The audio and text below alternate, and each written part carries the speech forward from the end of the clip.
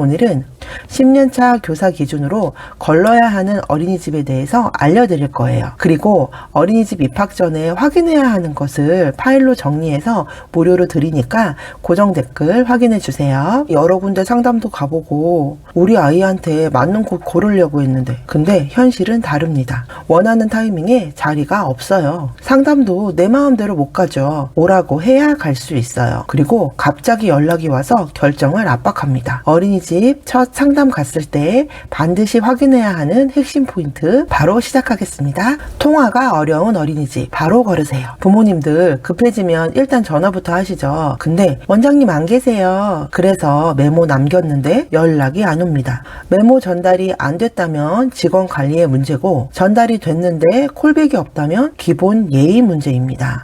이런 어린이집은 시작부터 신뢰가 없습니다. 그리고 원장님이 자주 자리를 비우는지 보세요. 외부 활동, 회의, 강의 물론 중요합니다. 제가 사는 지역에서 국공립 어린이집 원장은 5년마다 재위탁을 받아야 했어요. 그래서 원장님이 지자체에서 주관하는 행사에 자주 얼굴을 보이고 연합회 활동도 하면서 적극적으로 지역사회와 연계하려는 노력을 하더라고요.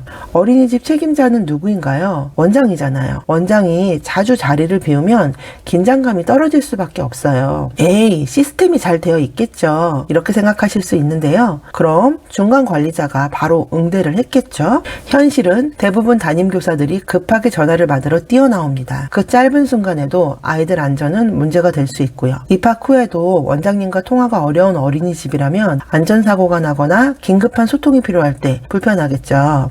그래서 연락이 원활하지 않은 어린이집은 비추입니다. 상담 가면 이런 말 많이 들으실 거예요. 저희 원은 수상 경력이 많고요. 행사, 프로그램이 굉장히 다양합니다. 좋은 말 같죠? 오히려 의심해보세요. 그 상 누가 준비해서 받았을까요? 교사가 자발적으로 준비했다면 의미가 있죠. 하지만 평가제 점수, 재위탁 때문에 교사가 야근, 주말 근무까지 동원되는 경우도 많습니다. 그럼 결과는 어떻게 될까요? 아이한테 가야 할 시간과 에너지가 줄어듭니다. 프로그램도 마찬가지입니다. 많은 게 중요한 게 아니라 이걸 어떻게 활용하느냐가 핵심입니다.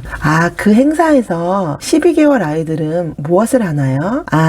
그 프로그램이 우리 아이 발달에 어떤 도움이 되나요? 하고 진짜 몰라서 묻는다는 표정으로 질문해보세요. 이 질문 하나로 원장님의 교육 철학이 그대로 드러납니다. 부모님께 보여주기식인지 진짜 아이 중심인지요. 어린이집 교사는 이직이 정말 많아요. 어딜 가든 급여가 비슷하니까 쉽게 옮기죠. 교사 채용은 보통 11월에서 2월에 하고 3월부터 출근을 하는데요. 전 어린이집을 2월까지 출근하겠죠. 그러면 며칠 만에 새로운 어린이집으로 바로 출근을 합니다. 내가 몇 살을 맞는지 어떤 아이들을 맡게 되는지 입학식 2, 3일 전에 결정되기도 해요. 운영계획서에 나와 있는 계획안들은 전년도 담당 교사가 짜놓은 것들이고요. 새로 맡은 교사는 그걸 바탕으로 반을 운영을 하게 됩니다. 물론 아이들의 관심과 흥미에 따라 주간 계획안, 월간 계획안 변경하면서 표준교육 과정을 운영하지만 신학기 준비할 시간이 매우 촉박하다는 것이 문제입니다. 어린이집마다 특색 프로그램이라는 게 있어요. 그걸 선생님은 이해도가 없는 상태에서 일단 시작하는 거죠. 경력교사는 그나마 가능하지만 신입교사라면 어떨까요? 지침서 보면서 프로그램 파악하고 실제로 잘 운영하는 데에는 2, 3개월은 지나야 합니다. 외부 강사를 부르는 특별활동도 마찬가지예요. 음악, 미술, 영어, 창의수학, 체육, 로봇 다양하죠. 강사가 수시로 바뀌기도 하고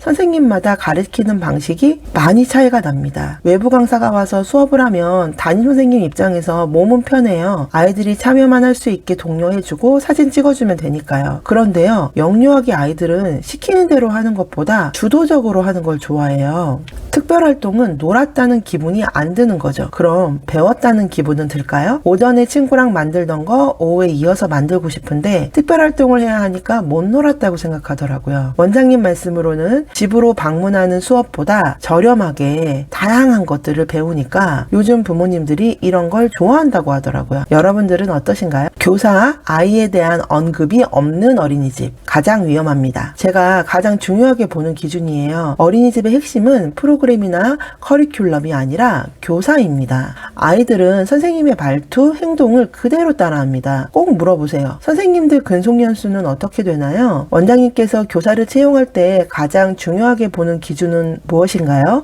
교사의 총 경력보다 여기서 얼마나 오래 근무했는지가 훨씬 중요합니다. 오래 근무한 교사가 많다는 건 안정적인 기관이라는 뜻입니다. 반대로 교사 교체가 잦다는 건 내부 문제가 있을 가능성이 있습니다. 가장 좋은 거는 오래 근무한 교사와 새로운 교사가 적절히 섞여 있는 것입니다. 새로운 사람이 와야 새로운 아이디어도 얻을 수 있고 분위기도 전환이 되고 의욕들이 좀 생기더라고요. 그리고 하나 더, 아이들을 진짜 좋아하는 원장님은 티가 납니다. 아이 이름을 다 알고 아침마다 직접 등원 맞이도 하고 부모님과 자연스럽게 소통을 합니다. 이런 건 연출이 안 됩니다. 담임교사는 선택할 수가 없죠. 그래서 입학 후에 겪어봐야 담임선생님이 어떤 사람인지 알 수 있어요. 엄마처럼 따뜻하게 아이들을 대해주는 선생님이 있고요. 좀 딱딱하긴 하지만 아이들에게 규칙과 기준을 알려주는 선생님이 있습니다. 신체 운동을 많이 시켜주는 선생님이 있고요. 또 어떤 선생님은 음악이나 미술 활동을 많이 시켜주는 선생님이 있습니다.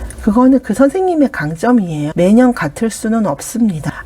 아이가 선생님을 무서워한다. 관심을 못 받는 느낌이 든다. 자꾸 거짓말이나 핑계를 대면서 부모와 소통이 안 된다. 이런 분이라면 우리랑 안 맞는 분일 수 있습니다. 그럴 때는 무조건 참기보다는 현실적인 대안을 고민해 보세요. 그리고 이건 꿀팁인데요. 오전 11시에서 12시 사이에 어린이집 주변에 한번 가보세요. 바깥놀이 나온 아이들, 선생님 볼 수 있거든요. 표정, 분위기, 말투 잘 살펴보세요. 느낌이 딱 옵니다. 아, 여긴 좋다. 여긴 아니네. 이건 직접 보면 바로 압니다.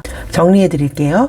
이런 어린이집은 거르세요. 연락이 잘 안 되는 곳, 보여주기식 행사, 프로그램이 많은 곳, 교사와 아이에 대한 얘기가 없는 곳. 이 세 가지만 걸러도 실패 확률 크게 줄어듭니다. 시설 좋고, 프로그램 많고, 선생님도 좋고, 원장님이 철학도 있고, 이런 완벽한 어린이집 있어도 자리가 없습니다. 그래서 중요한 건 우리 집만의 기준을 정하는 거예요. 연장반이 중요한지, 프로그램이 중요한지, 시설이 중요한지, 먹거리가 중요한지 우선순위를 정하세요. 이제 마음 편하게 상담 가시고 대신 똑똑하게 보세요. 입소 순서가 돼서 어린이집에 상담하러 오라고 하는 거니까 부모님이 선택을 하는 입장입니다. 원장님이 여러분을 선택하는 게 아니에요. 그러니까 상담 갈 때 긴장하지 마세요. 아, 네 하면서 듣기만 하다가 막상 집에 오잖아요. 기억에도 안 남고 아, 이거 물어봤어야 되는데 하고 후회를 하게 됩니다. 그래서 어린이집 보내기 전에 알아야 할 정보를 정리해 두었으니까 고정 댓글에서 확인해 주세요. 오늘도 영상 봐주셔서 감사합니다. 도움이 되셨다면 구독과 좋아요 부탁드립니다.